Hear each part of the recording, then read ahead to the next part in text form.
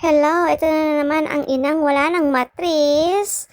Kagaling lang namin sa ospital dahil sumama ang tiyan ng aking anak. So, dumaan muna kami dito sa Ponchok Bibimbap.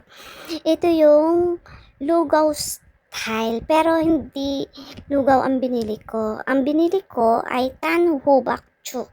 Ito yung kalabasa na giniling at may giniling na bilo-bilo.